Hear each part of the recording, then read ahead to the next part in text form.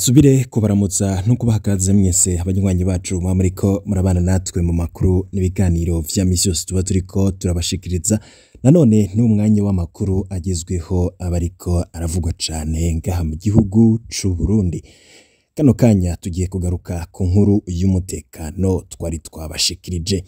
Nimba bagirirana gutya hagati yabo, mbega abandi bo bakorera ibiki? Nkuko twari twavyemeye mu nkuru iheruka yerekeye intoreka zabereye mu Gatunguru ku mugoroba wo kuwa 21 Kigarama mu mwaka w'ibihumbi 2021, twaravuze ko mu gihe abo ku rundi ruhande boshaka kubeshuza ko tuzobakira nabo bagashira habona uko bavuga vyagenze.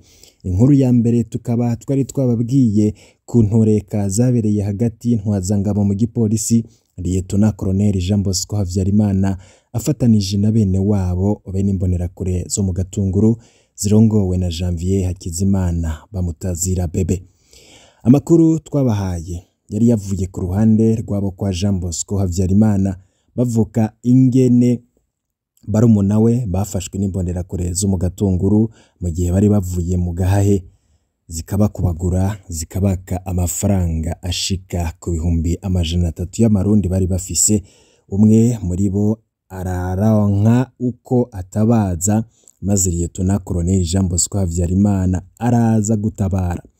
Urwo ruhande rwavuga ko Jean Bosco Havyarimana yivunye, maze wa Janvier Hakizimana batazira bebe aranavuga ko avunitse. Urwo ruhande rwavuga ko ubwo bwari ububeshi atari yavunitse. Ayo makuru yaravuga ukungene abajejwe umutekano bahavuye bashika bagahagarika abo ku ruhande rwa Jean Bosco Havyarimana, mbere nawe nyene araheza arafatwa, bukeye ajanwa mu mpimba. Urwo ruhande rwanavuga ko ifungwa rya Jean Bosco Havyarimana rifise ibindi binyegeje tutashimye kubashikiriza. Uruhande rwa Janvier Hakizimana rubivuga ko iki: twararonse ubutumwa butandukanye bagavuye ku ruhande rw'abashigikiye Janvier Hakizimana batazira bebe, umukuru w'imbonerakure mu Gatunguru. Nkuko twaba tubikora, abaduhaye amakuru ntitubavuga amazina. Urwo ruhande rwaraturungikiye amafoto y'abavunikiye n'abakomerekeye muri izo ntoreka. Amwe ntitwashimye kuyashira habona, uretse Janvier Hakizimana batazira bebe, abandi twafutse gahoro gahoro amafoto yabo. Uruhande rwa Janvier Hakizimana hari ivyo rwemera ko vyabaye. Baremera ko uyo mugoroba abavukanyi ba Jean Bosco Havyarimana bari bavuye mu gahahe, kandi ko bahuye n'izindi mbonerakure zibiri zo mu Gatunguru ziri kw'ipikipiki. Mu gihe abo kwa Jean Bosco Havyarimana bavuga ko iyo pikipiki yagombye kugonga Innocent na Eric n'ubundi bari kumwe, abo ku ruhande rwa Janvier Hakizimana bavuga ahubwo ko abavukanyi ba Jean Bosco Havyarimana boba barashatse gufata iyo pikipiki. Zambonerakure zibiri ziva kuri ya pikipiki zifata babavukanyi ba Jean Bosco, zitangura kubadebaguza iyo bava niyo baja. Uko niko imari zatanguye. Izi mbonerakure zibiri zavuga ko zijejwe umutekano, ko zitegerezwa kumenya abaca ngaho bose. Abatwandikiye baremeza ko iyo mirwi ibiri yose yari iborewe, ari nayo ntandaro nyamukuru y'akajagari. Ikindi abo kwa Janvier Hakizimana bemera nuko izo mbonerakure zasatse abavukanyi ba Jean Bosco zikabaka amahera bari bafise, bemera ko ari ibihumbi 200 vy'amarundi, kandi ko yose bayasubije ubundi yaje ava mu rugo rwa mushiki wa Jean Bosco Havyarimana. Baremera kandi ko Janvier Hakizimana batazira bebe yavuye ahashika ari kumwe n'izindi mbonerakure zijejwe umutekano mu Gatunguru. Ibishasha bivurwa nabo kwa Jean Bosco Hakizimana batazira bebe nuko Jean Bosco Havyarimana yoba yazananye n'abandi bantu bo bari imbonerakure zo mu Kamenge. Ntibaduhaye amazina y'abo bantu, gusa bavuga ko Jean Bosco Havyarimana nako karwi bazananye bakubise imbonerakure zo mu Gatunguru zirashaya. Janvier Hakizimana batazira bebe yoba yarabajije Jean Bosco Habyarimana impamvu aza kwivanga muri ivyo bibazo. Jean Bosco amaze kumva ko uwo ari bebe yahora yumva ngo niko kumukubita akamuvuna ukuguru. Uruhande rwa Jean Bosco Hakizimana rwaraturungikiye amafoto ateye ubwoba y'ingene imbonerakure zo mu Gatunguru zari zimeze bukeye aho bari kwivuza. Janvier Hakizimana batazira bebe aboneka yambaye isima ku kuguru kandi agendera ku gakinga, mu maso aboneka avyimvye. Izindi mbonerakure ziboneka mu maso bavyimvye, abandi iminwa yuzuye amaraso, umwe aboneka yambaye ivyuma bifata amenyo. Kuko biraboneka ko izo mbonerakure zakubiswe bikomeye. Uruhande rwa Janvier Hakizimana batazira bebe ruremera ko abapolisi bahashitse bahagaritse abo kwa Jean Bosco Habyarimana, noneho imbonerakure za Janvier Hakizimana zari zahunze zose. Ikindi uruhande rwa Janvier Hakizimana rwemeza nuko Lieutenant Colonel Jean Bosco Habyarimana asanzwe azwi mu vyo kutigenza neza no guhohotera abanyagihugu, ngari nayo mpamvu yoba yakoze ivyo asanzwe ari mu gihano c'amezi 3.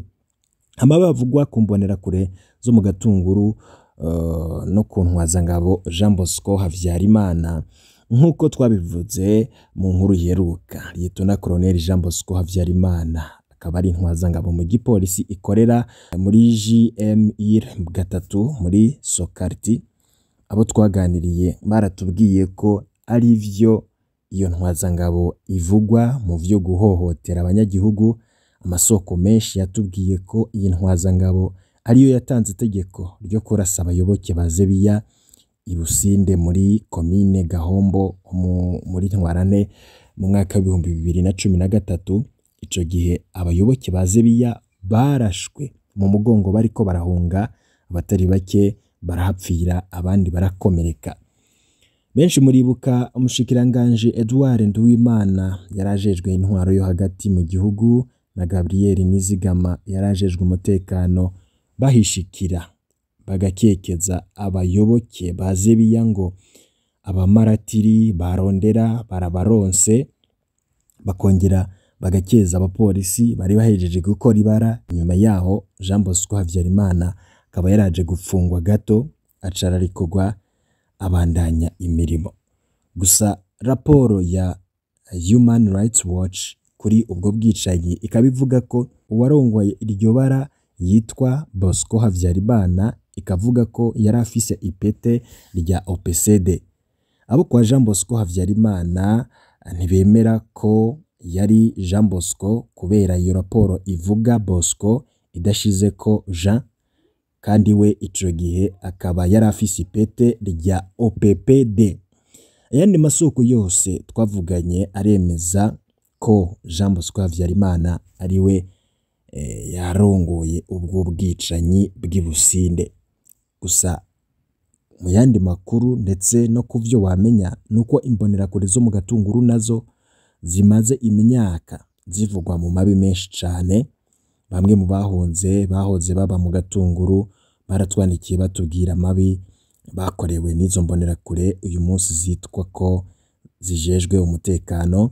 Janvier Hakizimana batazira bebe azirongoye batubwiye ko we muri ico kiringo yoba yaba mu gahahe yagendana n'izindi mbonerakure. Janvier Hakizimana yoba amaze nk'umwaka arongoye izo mbonerakure zijejwe umutekano mu Gatunguru. Bamwe mu bo twavuganye bakabavuga ko yagerageje kurwanya ibisuma bibangamiye abanyagihugu bo mu Gatunguru. Abandi babandanya kwemeza ko imbonerakure zo mu Gatunguru n'ubu zibandanya gukora amarorerwa. Imbonerakure twaganiriye zivuga ko zifise ububasha bwo guhagarika uwo ziketse wese bw'ijoro, zigaheza zikamushira abajejwe umutekano bukeye mu gatondo. Mu gusozera ano makuru, ivyabaye mu Gatunguru ku mugoroba kwa 21 Kigarama umwaka wa 2021 vyerekana akajagari mu butegetsi bwa CNDD-FDD ku ruhande rumwe hari imbonerakure zahawe ububasha bwo guhagarika abantu, bwo kubasaka zikabaka utwabo zibanje kubakubagura, mbere zikanabikora niyo ziborewe. Mu mihingo myinshi y'igihugu izo mbonerakure zirica zigakiza, ziranyuruza abantu bakabugwa irengero, zirahohotera bikomeye abatavuga rumwe na CNDD-FDD. Ku rundi ruhande tubona intwazangabo mu gipolisi yihaye ububasha budasanzwe, ishobora kuja kwihanira abanyagihugu kandi yashobora kurondera abajejwe umutekano bajana kuraba ahabereye ikibazo. Isanzwe ivugwa mu vyo guhohotera abanyagihugu ariko ikaba idahanwa, ari naho havuye kwimenyera. Iyi ntwazangabo iri mu mpimba kubera yagirizwa kuvunagura imbonerakure, ariko ntiyigeze ihanwa ku caha gihambaye yoba yarakoze ku kurasa abanyagihugu b'Ibusinde, kuko ngo zitari imbonerakure. Icirwa nyamukuru umuntu yokuramwo nuko kwimenyereza ko hariho ibihangange bihonyora umunyagihugu bikirenganira ko bivyara ko umunsi umwe bizohonyora n'abari mu butegetsi nyene. Ibibazo vy'umutekano w'abanyagihugu bikwiriye kuzezwa inzego z'umutekano nyene, nk'uko buramatari wa Kayanza Remy Cishahayo yigeze kubivuga neza mu ntango y'ubutegetsi bwa Perezida Ndayishimiye, imbere yuko nawe bamuzivya. Intureka zabereye mu Gatunguru ku mugoroba wo kuwa 21 Kigarama mu mwaka 2021, naho zagizwe ibanga zirakwiye amatohoza meza, abakoze amakosa bose bakayahanirwa hisunzwe amategeko, leta nayo igakuramwo ivyigwa bibereye. Nimba bakorera ubutegetsi bwa CNDD-FDD bagirana gutyo hagati yabo, mbega iyo bashikiriye utari muri bo bamugira gute? Ico ni kibazo umuntu wese yo kwibaza.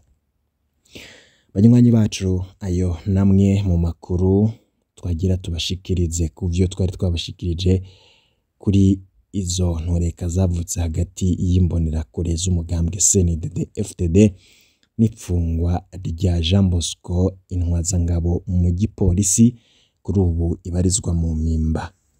Wipfuza kurajwa mu bambere bashikirwa n'amakuru n'ibiganiro bwene nk'ibu fyonda kuri subscribe.